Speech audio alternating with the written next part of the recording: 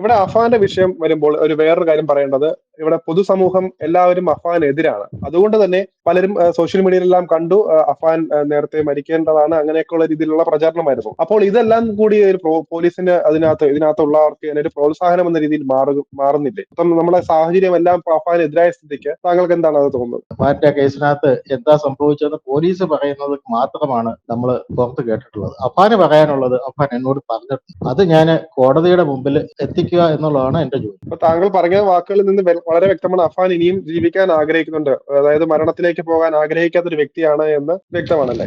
അതെ, തീർച്ചയായും അഫാൻ ഇങ്ങനെ ഒരു കാര്യം ചെയ്യുമെന്ന് ഞാൻ വിശ്വസിക്കുന്നു. അപ്പോൾ ഇനിയുള്ള നടപടികൾ എന്തായിരിക്കും? ഇപ്പം ആസ് ആൻ അഡ്വക്കേറ്റ് താങ്കളുടെ അടുത്ത നടപടികൾ, അഫാന്റെ സുരക്ഷ പരമാവധി ഒരുക്കുക എന്നുള്ളത് മാത്രമല്ല, എതിർപക്ഷത്ത് നമുക്ക് ഒരുപാട് രഹസ്യവും നിഗൂഢതയുള്ള രീതിയിലാണ് താങ്കൾ പറയപ്പെടുന്നത് പോലെ രഹസ്യ നിഗൂഢതകളാണ് നിറഞ്ഞു നിൽക്കുന്നത് ജയിലിനകത്തൊക്കെ. അപ്പോൾ ഇതിനിടെ ഫൈറ്റ് ചെയ്ത് നിയമത്തിന് മുമ്പിൽ കാര്യങ്ങൾ എത്തിക്കുക എന്നുള്ളത് വളരെ ശ്രമകരമായിട്ടുള്ള കാര്യം കൂടിയാണ്. താങ്കളുടെ അടുത്ത നടപടികൾ അപ്പോൾ ഇതുമായിട്ട് ബന്ധപ്പെട്ട് എങ്ങനെയായിരിക്കും? അല്ല, ഇതിനകത്ത് ആദ്യം ഒരു അന്വേഷണം തുടങ്ങണം. പോലീസിന്റെ ഒരു ഇൻവെസ്റ്റിഗേഷൻ നടത്തണം. അതിനുശേഷം ഇൻവെസ്റ്റിഗേറ്റിംഗ് ഓഫീസറാണ് തീരുമാനിക്കേണ്ടത് ഇതിനകത്ത് എന്താണ് സംഭവിച്ചത്.